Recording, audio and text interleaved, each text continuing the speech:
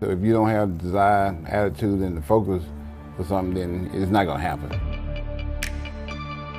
I probably always overdid things. I never underdid things, I always overdid things. So I placed third at my first Mr. Olympia contest in 2008. Upon that night, I realized it's possible, but when? And at first you say, well, when? Okay, I did third in the world, wow. Now it's not about when, it's about, how many. I just always wanted to be the most, defined, massive person on stage, but move like smoke in the air. We all in the same room ain't saying nothing to each other. Everybody's game face. Like, we going to war with each other. The facility itself is great, but who is there? The energies is there. The brotherhood is there. Everybody's there for one reason. We try to get better as bodybuilders, and we try to do it as a team. Like, really look at yourself in the mirror. I mean, for me, I always try to do that, and bodybuilding initially made me have to look at who I am as an individual. I want to compete. I'm an athlete, I'm a sports person, I want to compete. I want to compete against the best, and it's got to be a competition. I've always prepared myself to be the very best that I possibly could be. And if I know that I'm the very best that I possibly could be, and I can't get any better at the time, then I'm good with that. But because coming back from a martial arts background, I understood I can learn from anyone. It could be the guy in the gym next door to me that's training, and I would steal different parts from everyone. If it fits me, I take this part from this guy, this part from that guy.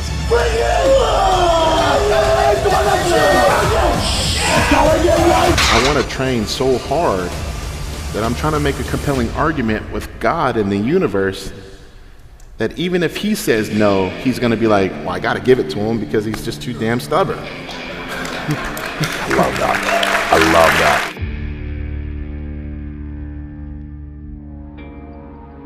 that. It ain't nothing like having your hard work pay off, because, when I put myself to a task of doing something, I go all out, Like when I worked for the police department, I went all out, I tried to do the best job I possibly could.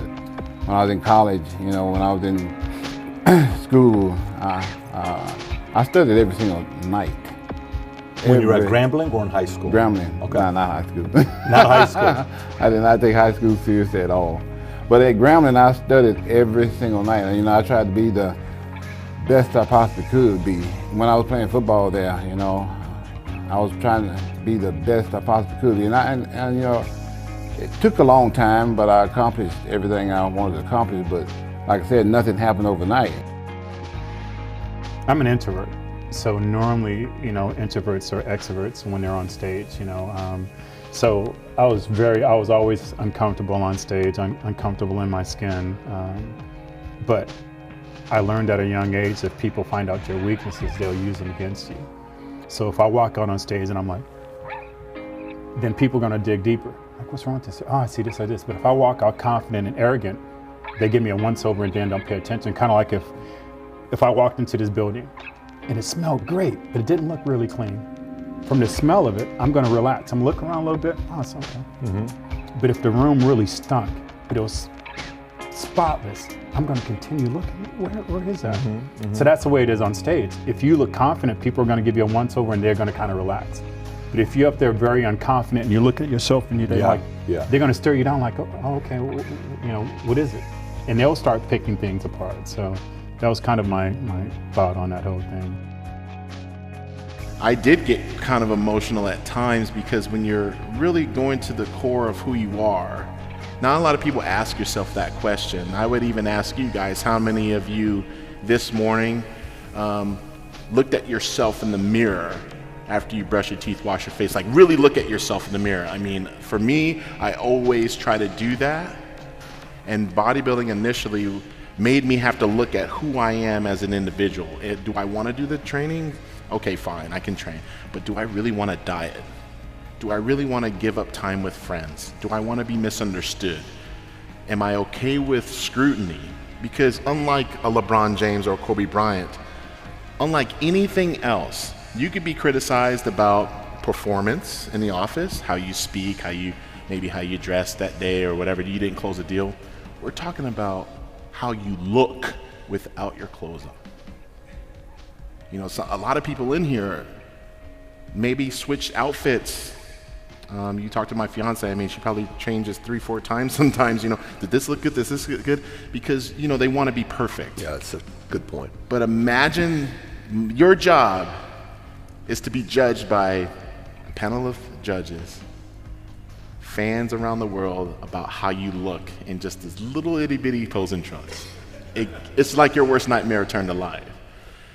Did you have a formula for handling pain? I know you said some things right now. Was pride behind it, but was there a formula for Pride you? Did you tell and yourself focus on the goal. Yeah, focus on the goal of that particular workout, of that exercise, which is all a micro of the macro, which is at the end of the year you're going to compete. That's the ultimate goal for that year. But breaking that down, and so I would have the goal in mind before I went to the gym. So I would sit down, I would analyze last week's workout. So maybe I am data analyzing in my primitive way. I've got my book there and I've written down last week's workout. So I did 8 reps last week with this weight. I got to do 9 this week. Or I got to put 5 pounds on the bar, or, you know, I got this. So I've got a definite goal when I go in the gym that I've got to do. And I've got to push, and I've got to get through, I'm going to get to that. And if I got to go through pain to get there, so be it. I'll go through the pain. Does that mindset bleed into every aspect of your life, or was it mainly one-dimensional? Anything physical, I'll fall into that zone even now. Track, if I go do it, if I do it, you know. I'm riding my bike in the mountains in Spain, but I still catch myself timing myself and seeing if it was better than last week. There's still that competitive I got two side. voices. I got two voices. Like when it's getting really difficult now. Before I just had one voice. Now I got two. I got the one, which I made a video one time, put on my Instagram, of like coming up this mountain, and I just got off a plane and I feel tired and it's really tough. And I got this one, see here on my shoulder, and it's telling me, listen man, you did all this shit before, you won 6 Mr. Olympias, and if you're tired, you don't need to go up that mountain today. You can stop, man, you can go back down. And another one, got a lion here, is like, don't listen. You got to do it, man. You started, now you can't stop. You got to finish it. You got to do it. So try to listen to the lion like 95% of the time. You ain't gonna believe this. I never looked at myself. Never looked at myself.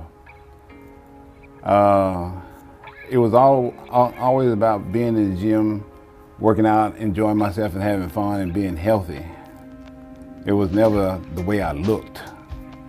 So when I was like, you know, 285, 295 on stage, I really didn't notice anything.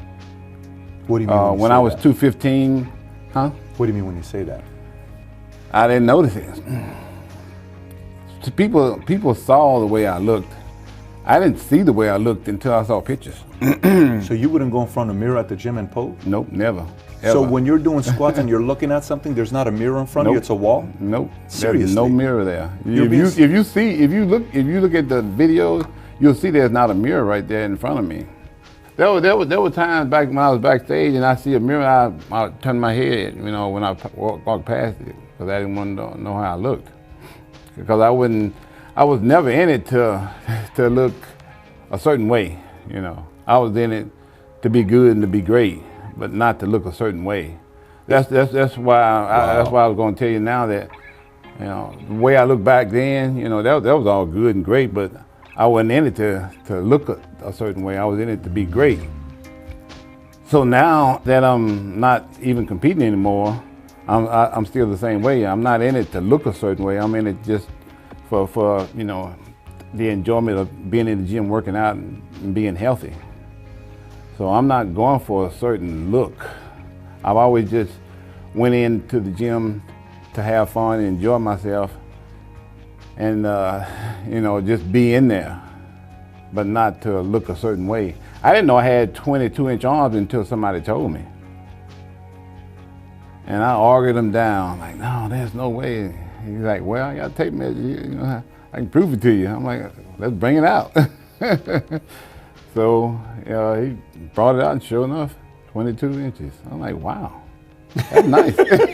Wow, I got 22-inch arms, you know. You got to come in and develop your physique completely, as much as you can without, because it's going to benefit you down the road. The more you come into the game and you want to bring complexity to it, it's not gonna make it easier. It's gonna make it more complicated because you're throwing in more variables, which means that your body has to deal with more variables, which means there's so many other things that could change. Yeah. So until you know the basis, the foundation of how to build muscle, how to burn fat, why are you gonna overcomplicate this process, which is already complicated, and add another variable that changes the game dynamically, dramatically, you know? You shouldn't do that. You should learn your body, know that you know how to properly train, know that you know how to properly build muscle, know that you know how to properly incorporate nutrition before you need an advantage. There's no way you're gonna need an advantage before you know how to do that, because if you do it the other way around, you're gonna have to learn everything else over and over again once you hit that wall and you reach that level where those PEDs are not gonna do anything for you anymore, except take more, which would make you more toxic and put you at more risk. So you're gonna have to start all over again and try to learn it right, because you learned it wrong. And that's what I tell a lot of guys, especially in certain areas, certain cultures, even in the Middle East, some of those guys, they think that's the first thing they gotta do. Okay, I'm training now, what do I gotta take? It's like, no, that's not the route you wanna go. It's, you're training now, learn your body, learn how you respond. We're all a little bit different. Once you learn those things, then you can add a different dynamic that you can play with and complicate it even more. But you're starting, there's no need to complicate this. Do you see any need of doing it if you're not going to be competing professionally? No, you know what I'm saying, right? Like, what is the purpose of it? I don't see a reason to, unless you aspire to go to a high level, right? Or unless you're doing it from some kind of anti-aging benefit, you know, for your personal health. Sure, absolutely. But you know, that's really the only reason. If it's not for competitive reasons. Very logical reasoning you got there. I truly never believed I can be first, number one in the world. Fear of failure or fear of success? I'd probably say both. Both. Because both can be very damaging. Both can devastate you. I would say just fear, because again, I'm insecure and in low self-esteem. So it was just the fear of possibly being at will. I had a lot of pressure on me already because of how good I was, so I was expected, you know, to look a certain way. And, you know, a lot of us believed I was judged on my best, not if I was better than other people on stage. So I remember, you know, one time I took, after my car accident, I broke C5 and C6. And this is 94? Or? Yeah, 94. And I came back and I competed in that February after breaking C5 and C6, and I ended up winning the Ironman. And the next weekend I went to the Arnold and I took second. And when I had the car accident, you know, the company I was with, I don't want to be disrespectful, but everybody knows, but when I had the accident, while I was in the hospital, they fired me. So, you know, when I got home, there was a facsimile there that you've been released from your contract due to blah, blah, blah. And I'm like, I'm okay, I'll be able to compete. So I begged, you know, for them to keep me on, so they instated half my money that I was making. And I won the Ironman, and then I won the Arnold Classic. Okay, see, I took second in the Arnold Classic, and it's like, yeah, you know, I won my first pro show after breaking my neck, and, you know, then I took second. You know, after Arnold, he goes, we'd expect you to do that. You know, we expect you to win. I go, look, I beat all these people who've been healthy all year round, and I come back from this devastating accident, and I was that good. He goes, yeah, but we expect more from you. I was like, wow. So it took a whole nother, you know, at the Olympia for them to reinstate me 100%. So, you know, it's like a double-edged sword. It's kind of like all great athletes, and I'm not calling myself great, but you look at their best, or a model, you look at their most beautiful, or an actor, or a singer, you know, their best song, and they're measured to that forever. So one rare thing is I kind of came close in the 90th percentile of my second show ever. So it was nowhere but either down or a little ways up from that. So, and I just like a biorhythm up and down. So I was always compared to that instead of getting better and better and better. You know, I came out, when Arnold called me one of the best bodybuilders in history, that was my second pro show ever. You got a photographic memory, or Yeah, no? I You do. I do. Okay. So you I would remember? read books and just remember the whole thing. I'd have to read about 3 or 4 times. I can memorize the whole thing. That's how I studied for college. I would read everything like 3 or 4 times over. Like the night before, I would stay up like sometimes all night. You get into something and you just get focused on it, and you lose track of time because you're so focused on what you're doing. That's you. And I would look up and I'm like, oh man, it's time to go to breakfast. I didn't get no sleep. that happened a lot, because like I said, I had that memory that if I read something enough, I could memorize it. It's so crazy that yourself, Brandon Curry, Phil Heath, all had accounting majors. Yeah. Did you know that or no? I had no idea. You had no idea. All 3 of you are accountants. So maybe the formula for bodybuilding is first go get a degree in accounting and then go compete. Exactly. That seems to be a trend. Is it all data to you or no? Yeah, it's all data and analytics. Cause people don't know, but I kept up with everything I ate. I weighed and measured everything I ate, and I ate the same thing, and I weighed it, and I knew exactly how many carbs I was taking, how many grams of protein I was taking, everything. And I wrote everything down. Do you have it till today? Yeah, still have it today. Kept it till today. Still have it today. Wow. And they offered me something like 170 grand a year to go and be with that federation. That's money at that time. I had nothing. I had nothing. Crazy. So I gone home to my wife and I said, look, they offered me this. If I take this, we can get a house. We can do this, we can do that. When we're living still in a council place, man. I'm turned pro, but I'm still living in the ghetto, right? Not much money, I got $7,000. And much to her credit, she said, I'm out of this. She said, I got nothing to say about this. This is entirely your decision to make. So you need to make the decision. Why did she say that? What's her reasoning for giving it to you? Because if she had said, do it, let's take the money, I probably would have maybe thought, let's do it. I mean, she'd been behind me all this time. The family needs something, Respect. man. The family's been behind me, and now I got this. Maybe I should do it for the family, but she said, no, you got to figure this out. And then I was like, you know what? I believe in myself, and the Olympia is the Olympia. And I got a bad feeling about this wrestling federation, because the one thing that I was adamant about when I went there, I was like, I'm not a performer. I'm not, if this is going to be like the wrestling where it's like you're a character and the winner's already kind of chosen, I'm not in for that. I want to compete. I'm an athlete, I'm a sports person, I want to compete. I want to compete against the best, and it's got to be a competition. And then, Mr. Olympia is every bodybuilder's dream. So I would have to give up on that dream to go with the Wrestling Federation. So I made a tough decision, and I said, I'm going to turn down this money because I got faith in myself, and I will get that money and more if I stick to this path and I win Mr. Olympia. Because I was happy that I got second place, because you know what they do with second place? You should have won, Phil. I had you winning. Everybody loves the underdog now. Everybody roots for the underdog. The underdog is safe. Very interesting. He's safe. And you know what that does? Oh yeah, I should have won. I should have won. I didn't deserve to win because I didn't own it. But I sure as hell went in front of those reporters, man, prior to the show. I'm here to win, I'm here to do this. But when it was time to own it, I punked out. So that following year, I said, I'm not gonna do any promos, nothing, until I own it. Until I own it, and that meant I don't have to talk about this. I don't have to tell people what I'm doing. I don't have to talk about what I'm doing tomorrow and this and that, and screaming from the mountaintops and doing these Instagram videos and Facebook and this and that. I don't have to tell you shit. I have to look in that mirror and I have to say it to myself one damn time and look at myself and be like, man, you ain't ready. Or are you ready? Really? Okay, go do it. So then, when I won the Olympia in 2011, it's a different type of exhale. Close your eyes And then for some reason, my life flashed before my eyes.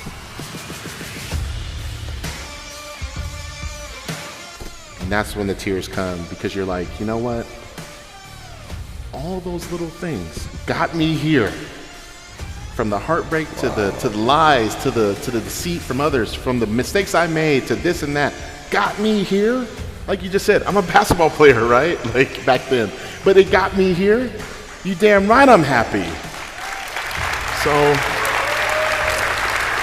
it was, when you talk about what kept me going, that moment right there was like, it's worth it. No one else knows what that feels like in this sport, because I was the 13th Mr. Olympia champion.